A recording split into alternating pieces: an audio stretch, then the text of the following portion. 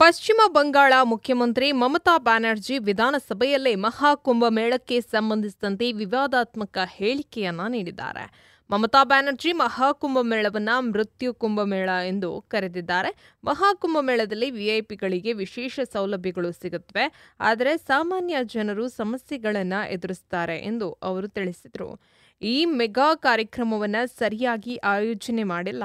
ನಾನು ಮಹಾಕುಂಭಮೇಳವನ್ನು ಗೌರವಿಸ್ತೇನೆ, ಜೊತೆಗೆ ಪವಿತ್ರ ತಾಯಿ ಗಂಗೆಯನ್ನ ಕೂಡ ಗೌರವಿಸ್ತೇನೆ.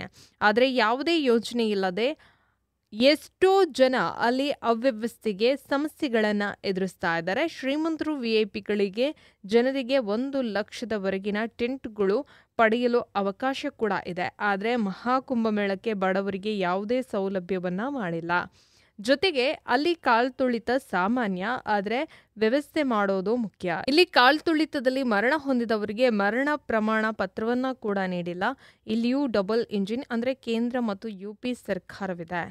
ಬಡವರಿಗೆ ವ್ಯವಸ್ಥೆಗಳನ್ನು ಕಲ್ಪಿಸಬೇಕು ಎಂದು ದೀದಿ ಗುಡುಗಿದ್ದಾರೆ. ಇದೇ ಸಮಯದಲ್ಲಿ ಅಭಿವ್ಯಕ್ತಿ ಸ್ವಾತಂತ್ರ್ಯ ಎಂದರೆ ಕೋಮುವಾದದ ಬಗ್ಗೆ ಮಾತನಾಡುವುದು ಅಥವಾ ಯಾವುದೇ ಧರ್ಮದ ವಿರುದ್ಧ ಪ್ರಚೋದಿಸುವುದು ಎಂದಲ್ಲ.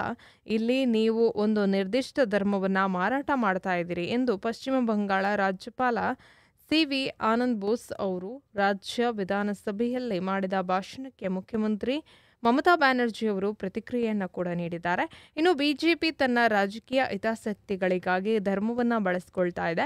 ಹೀಗೆ ಮುಂದುವರಿತಾ ಇದ್ರೆ ನಾನು ರಾಜೀನಾಮೆ ನೀಡ್ತೇನೆ ಎಂದು ವಿಧಾನಸಭೆಯಲ್ಲಿ ಮುಖ್ಯಮಂತ್ರಿ ಮಮತಾ ಬ್ಯಾನರ್ಜಿ ಅವರು ಕಿಡಿಯನ್ನ ಕಾರಿದ್ದಾರೆ. ಇನ್ನು ಪಶ್ಚಿಮ ಬಂಗಾಳದಲ್ಲಿ ನಾವು ವಿರೋಧ ಪಕ್ಷಗಳಿಗೆ ಮಾತನಾಡಲು 50% ಸಮಯವನ್ನ ನೀಡಿದ್ದೇವೆ. ಅವರು ಸದನದೊಳಗೆ ಕಾಗದಗಳನ್ನು ಎಸಗಿದ್ದಾರೆ. ತನ್ನ ವಿರುದ್ಧ ಬಿಜೆಪಿ, ಕಾಂಗ್ರೆಸ್ ಮತ್ತು ಸಿಪಿಐ ಒಟ್ಟಾಗಿವೆ. ಅವರು ನನ್ನ ಭಾಷಣ ಮಾಡಲು ಬಿಡೋದಿಲ್ಲ, ಆದರೂ ಕೂಡ ಬಂಗಾಳ ವಿಧಾನಸಭೆಯಲ್ಲೇ ಮಾತನಾಡಲು ಅವಕಾಶ ನೀಡುತ್ತಿಲ್ಲ ಎಂಬ ವದಂತಿಗಳನ್ನು ಬಿಜೆಪಿ ಶಾಸಕರು ಹರಿದಾಡ್ತಾ ಇದ್ದಾರೆ ಎಂದು ಮುಖ್ಯಮಂತ್ರಿ ಮಮತಾ ಬ್ಯಾನರ್ಜಿ ಅವರು ಸದನದಲ್ಲಿ ಆಕ್ರೋಶವನ್ನು ವ್ಯಕ್ತಪಡಿಸಿದ್ದಾರೆ.